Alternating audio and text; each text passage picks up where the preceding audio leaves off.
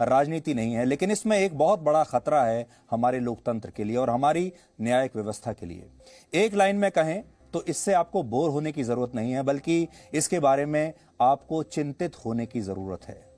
एक लाइन में अगर कहें तो यह घटना भारत की न्यायिक व्यवस्था और लोकतंत्र के लिए बहुत ही खतरनाक ट्रेंड की शुरुआत है और इसका असर आप पर भी जरूर पड़ेगा, क्योंकि अगर ट्रोल आर्मी और जो आर्मी एक ऐसे एजेंडे के साथ चल रही है जो कि हमारे देश के विरुद्ध जाता है, वो हमारे देश के अदालतों और जजों पर अगर हावी होने की कोशिश करेगी, उन्हें बदनामी और अपमान का डर दिखाएगी, हर बड़े फैसले पर उन्हें चुनौती दी जाएगी, तो आगे चलकर हर ईमानदार जज की जो कलम है, उसका जो हाथ है, वो फैसला लिखते समय या तो कांपने लगेगा या वो ये सोचने लगेगा कि उसे ये सब नहीं करना और वो पहले ही उस केस से हट जाएगा। अब आप सोचिए, अगर हमारे देश के जो जज हैं वो अयोध्या के मामले से पहले ये सोचकर कि बहुत बड़ी कंट्रोवर्सी होगी, अयोध्या में एक ऐसा मुद्दा था जिसके बारे में आप कितना भी सही और निष्पक्ष फैसला सुनाएं, एक बहुत बड़ा पक्ष आपसे जरूर नाराज होगा, आपकी जरूर ट्रोलिंग की जाएगी। और सोचिए,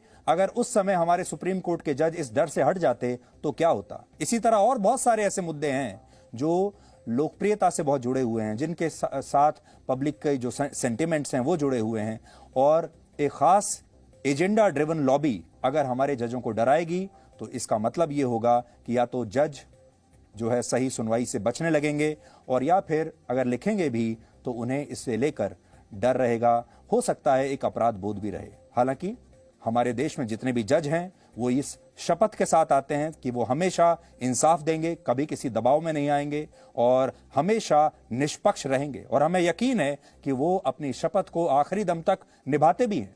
लेकिन तब भी एक इसी देश का इंसान एक दूसरे इंसान को अगर इस तरह से दबाव में डालेगा तो वो लोकतंत्र के लिए बहुत बड़ा खतरा है। अब अगली खबर, आज 11 जनवरी है। शायद आपने सोचा नहीं होगा कि आज 11 जनवरी है तो आज क्या खास है। आज से 56 वर्ष पहले वर्ष 1966 में भारत के तत्कालीन प्रधानमंत्री लाल बहादुर शास्त्री की सोवियत संघ के ताशकंद शहर में रहस्यमय परिस्थितियों में मृत्यु हो गई थी। यह मृत्यु साधारण मौत नहीं थी, यह ऐसी मौत थी जिसका रहस्य आज भी अनसुलझा है। लाल बहादुर शास्त्री सिर्फ 19 महीने तक भारत के प्रधानमंत्री रहे, लेकिन इन 19 महीनों में उन्होंने दुनिया को भारत की शक्ति का पूरा एहसास कराया। जय जवान जय किसान का नारा दिया और उन्होंने 1965 के युद्ध में पाकिस्तान के अहंकार और भ्रम को हमेशा के लिए तोड़ दिया था, और ताकत के जोर पर पाकिस्तान का कश्मीर को हथियाने का सपना उन्होंने चूर चूर कर दिया था। 1965 के युद्ध के बाद ताशकंद में भारत और पाकिस्तान के बीच 10 जनवरी को एक बहुत महत्वपूर्ण समझौता हुआ था, और उसी दिन उस समझौते के बाद देर रात करीब 2 बजे शास्त्री जी की मृत्यु हो गई थी। किसी भी देश के कार्यकारी प्रधानमंत्री की किसी दूसरे देश में रहस्यमय परिस्थितियों में मृत्यु हो जाना एक बहुत बड़ी बात है। आज आप कल्पना करके देखिए। लेकिन उस समय क्योंकि मीडिया की ताकत आज जैसी नहीं थी, ना तो 24 घंटे के न्यूज चैनल्स थे, ना ही सोशल मीडिया का जन्म हुआ था, इसलिए यह मामला और यह खबर काफी हद तक दबकर रह गई और हम कभी भी शास्त्री जी की मौत की सही वजहों को जान नहीं पाए। लेकिन हमें लगता है कि आज के दिन उनकी मौत से जुड़े हुए इतिहास के पन्ने पलटना बहुत जरूरी है। आज हम आपको शास्त्री जी से जुड़ी ऐसी बातें बताएंगे जिनके बारे में शायद कभी चर्चा हुई नहीं। देश के पहले प्रधानमंत्री जवाहरलाल नेहरू की मृत्यु 27 मई 1964 को दिल का दौरा पड़ने से हुई थी, और उनकी मृत्यु के 13 दिन बाद लाल बहादुर शास्त्री देश के दूसरे प्रधानमंत्री बने। ये बात 9 जून 1964 की है। यह वो दौर था जब हमारा देश 1962 के भारत चीन युद्ध से पूरी तरह उबरा नहीं था। आप सब जानते हैं 1962 में हमारी बहुत बुरी हार हुई थी चीन के हाथों। हम अगले युद्ध के लिए बिल्कुल तैयार नहीं थे, और पाकिस्तान इसी मौके का इंतजार कर रहा था। वो जानता था भारत अभी उस युद्ध से उबरा नहीं है, कमजोर है, और इसीलिए पाकिस्तान लगातार जम्मू कश्मीर का मुद्दा अंतर्राष्ट्रीय मंच पर उठा रहा था। उस समय पाकिस्तान के तत्कालीन राष्ट्रपति जनरल अयूब खान ये जानने के लिए बड़े बेताब थे कि भारत में किस नेता ने नेहरू की जगह ली है। वो असल में देखना चाहते थे कि लाल बहादुर शास्त्री एक मजबूत नेता हैं या उन्हें कूटनीतिक स्तर पर उलझाकर कश्मीर का मुद्दा बड़ा बनाया जा सकता है। और प्रधानमंत्री बनने के 4 महीने के बाद अक्टूबर 1964 को जब लाल बहादुर शास्त्री का विमान इजिप्ट दौरे से लौटते वक्त कराची एयरपोर्ट पर उतरा तो जनरल अयूब खान की पहली बार उनसे मुलाकात हुई। इस दौरान पाकिस्तान के तब के विदेश मंत्री जुल्फिकार अली भुट्टो भी उनके साथ मौजूद थे। ये उस समय की तस्वीर आज हमने आपके लिए निकाली है। इस तस्वीर में जनरल अयूब खान और जुल्फिकार अली भुट्टो सूट बूट में दिखाई दे रहे हैं, लेकिन लाल बहादुर शास्त्री सफेद रंग के धोती कुर्ते में हैं, जिससे आपको उनकी सादगी के बारे में पता चलेगा। यह फर्क था भारत और पाकिस्तान के बीच उस समय भी।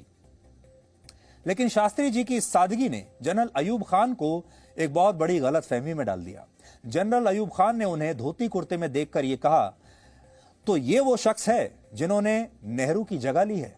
जनरल अयूब खान को लगा कि एक छोटे कद का नेता जो बहुत सादे धोती कुर्ते में रहता है, वो केवल इत्तेफाक से शायद भारत का प्रधानमंत्री बना है और उन्हें कश्मीर के मुद्दे पर बड़ी आसानी से घेरा जा सकता है। यह सोचकर जनरल अयूब खान खुश हो गए। लाल बहादुर शास्त्री की जो हाइट थी वो सिर्फ 5 फीट 2 इंच थी, जबकि general Ayub Khan 6 feet 2 inch लंबे थे। यानी वो शास्त्री जी से काफी लंबे भी थे और उनका पहनावा ब्रिटेन और अमेरिका के बड़े नेताओं जैसा था। कद और सादगी के आधार पर उन्होंने शास्त्री जी को कमजोर समझने की भूल की और इस मुलाकात के लगभग 10 महीने बाद पाकिस्तान ने भारत के खिलाफ एक सैन्य ऑपरेशन छेड़ दिया, जिसका मकसद था भारत में हथियारों के साथ हजारों घुसपैठिए भेजकर विद्रोह कराना और कश्मीर को भारत से अलग करना। यह 1965 के भारत पाकिस्तान युद्ध की शुरुआत थी और इसी युद्ध पर विराम लगाने के लिए 10 जनवरी 1966 को लाल बहादुर शास्त्री और जनरल अयूब खान के बीच 9 समझौतों पर हस्ताक्षर हुए। ताशकंद में जाकर एक तीसरे देश ने मध्यस्थता की और वो देश था रूस। यानी यह समझौता लाल बहादुर शास्त्री की मृत्यु से कुछ घंटे पहले हुआ था और इसमें कहा गया कि 25 फरवरी 1966 तक दोनों देशों की सेनाएं पहले की स्थिति में लौट जाएंगी। यानी जिन इलाकों पर भारतीय सेना का कब्जा है वो वापस पाकिस्तान को मिल जाएंगे और जिन पर पाकिस्तान का नियंत्रण था वो इलाके भारत को लौटा दिए जाएंगे। आप इसे इस नक्शे के जरिए समझिए। उस समय भारतीय सेना ने पाकिस्तान के कब्जे वाले कश्मीर में स्थित हाजी पीर पास को अपने नियंत्रण में ले लिया था। यह इलाका बहुत महत्वपूर्ण था क्योंकि पाकिस्तान यहीं से अपनी सेना और कबायलियों को भारत में घुसपैठ कराता था। इसके अलावा भारतीय सेना ने पाकिस्तान के पंजाब प्रांत के बहुत बड़े इलाके पर कब्जा कर लिया था और ऐसा कहा जाता है कि लाहौर से भारतीय सेना के जवान उस समय नजर आने लगे थे। यानी हम लाहौर के बहुत करीब पहुंच गए थे और थोड़े दिन और लड़ाई हो जाती तो लाहौर भी शायद हमारे कब्जे में आ जाता। यह बात पाकिस्तान को इसलिए ज्यादा परेशान कर रही थी क्योंकि भारतीय सेना की इस कार्रवाई से उसके 5 लाख लोग पलायन करके दूसरे इलाकों में भाग गए थे और वही लोग अब अपनी ही सरकार पर दबाव बना रहे थे। जबकि पाकिस्तान ने जम्मू और राजस्थान के जिन थोड़े बहुत इलाकों पर कब्जा किया वहां ज्यादा रिहाइश नहीं थी, वो खाली इलाके थे। इसलिए इस युद्ध में भारत की स्थिति बहुत मजबूत थी। लेकिन ताशकंद में भारत और पाकिस्तान के बीच जो समझौता हुआ उससे पाकिस्तान को कुछ हद तक उस समय फायदा हुआ। इस समझौते में कुछ और बातों पर सहमति बनी, जैसे दोनों देश पहले से निर्धारित सीमाओं का सम्मान करेंगे, सीज फायर का पालन करेंगे और गतिरोध को बातचीत से सुलझाएंगे। इसके अलावा इसमें यह भी लिखा गया कि समझौते के दौरान शास्त्री जी और जनरल अयूब खान के बीच कश्मीर के मसले पर बातचीत हुई है, जिसे पाकिस्तान ने असल में अपनी बहुत बड़ी सफलता उस समय माना था।